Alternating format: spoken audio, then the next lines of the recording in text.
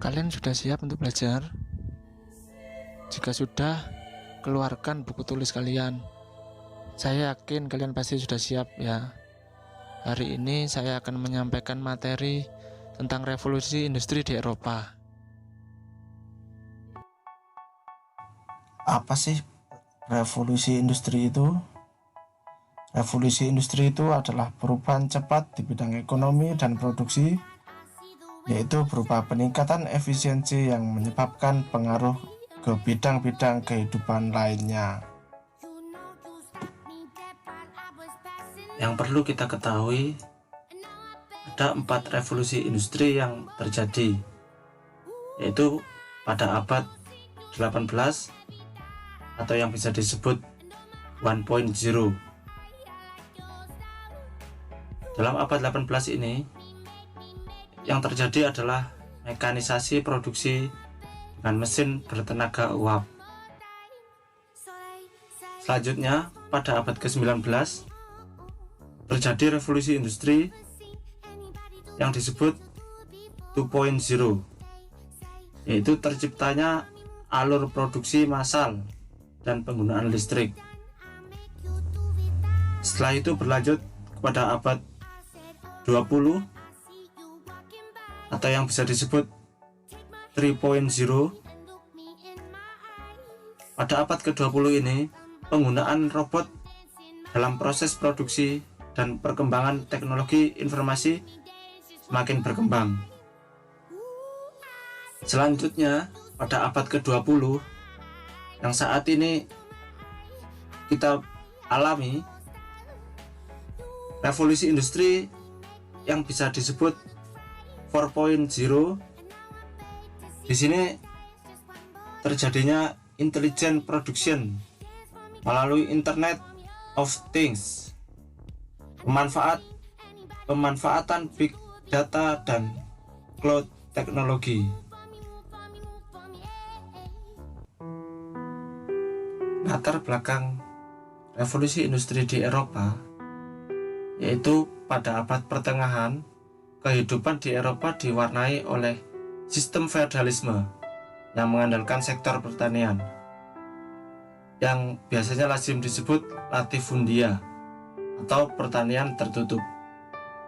Hubungan perdagangan antara Eropa dengan dunia timur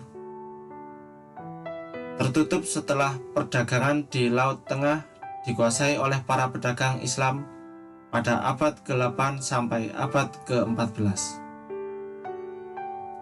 Dengan meletusnya Perang Salib, yaitu pada 1096 sampai 1291, hubungan Eropa dengan dunia timur hidup kembali. Muncul kota-kota dagang antara Genoa, Florence, dan Venesia yang semula menjadi pusat pemberangkatan pasukan salib ke Yerusalem. Lahirnya kembali kota-kota dagang diikuti oleh munculnya kegiatan industri rumahan atau dalam bahasa Inggris disebut home industry. Dari kegiatan ini terbentuklah gilda, yaitu perkumpulan dari pengusaha sejenis yang mendapat monopoli dan perlindungan usaha dari pemerintah. Gilda hanya produksi jika ada pesanan dan hanya satu jenis barang yang diproduksi. Misalnya gilda roti, gilda sepatu, gilda senjata, dan lain-lain. Ada 2 faktor terjadinya revolusi industri di Eropa.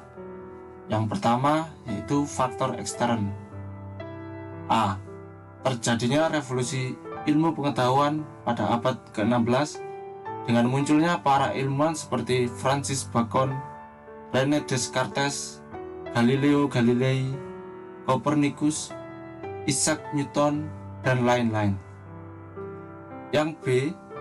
Ditunjang adanya lembaga-lembaga riset, yaitu yang pertama, The Royal Society for Improving Natural Knowledge. Yang kedua, yaitu The Royal Society of England 1662. Faktor revolusi industri yang kedua yaitu dari faktor intern. 1. Keamanan dan politik dalam negeri yang mantap. 2. Berkembangnya kegiatan wira swasta dari masyarakat kaya dan pemilik modal. Ketiga, munculnya minat masyarakat pada industri manufaktur. 4. Inggris memiliki jajahan yang luas. 5. Kaya akan sumber daya alam, antara lain batu bara dan biji besi yang tinggi mutunya. Poin yang keenam yaitu munculnya paham ekonomi liberal. 7. Munculnya revolusi agraria, yaitu perubahan sangat cepat dalam penataan tanah dengan berlakunya metode baru dalam pertanian, yaitu dengan poin pertama, pemagaran dan pengelolaan yang terus-menerus. Poin 2, pemupukan. Poin 3, irigasi. Faktor intern yang ke-8 yaitu pada abad ke-17 berkembanglah dunia pelayaran dan perdagangan. Di Inggris, banyak berdiri kongsi dagang seperti AIC, Virginia CO, Plymouth CO, dan Massachusetts Bay CO.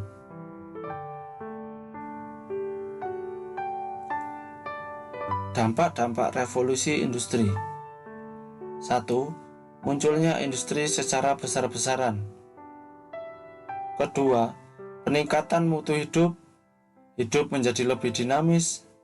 Manusia bisa menciptakan berbagai produksi untuk memenuhi kebutuhannya. Yang ketiga, harga barang menjadi murah karena ongkos produksi lebih murah menggunakan mesin daripada hasil pembuatan tradisional. 4. Meningkatnya urbanisasi ke kota-kota industri. 5. Berkembangnya kapitalisme modern. 6. Golongan kapitalis mendesak pemerintah untuk menjalankan imperialisme modern. Saya rasa sudah cukup untuk hari ini. Saya yakin kalian sudah cukup paham sehingga jika saya mengajukan pertanyaan, apakah ada pertanyaan, kalian akan diam saja. Jangan lupa untuk memahami terlebih dahulu materi hari ini yang sudah saya sampaikan hari ini sebelum kita bertemu di pertemuan berikutnya.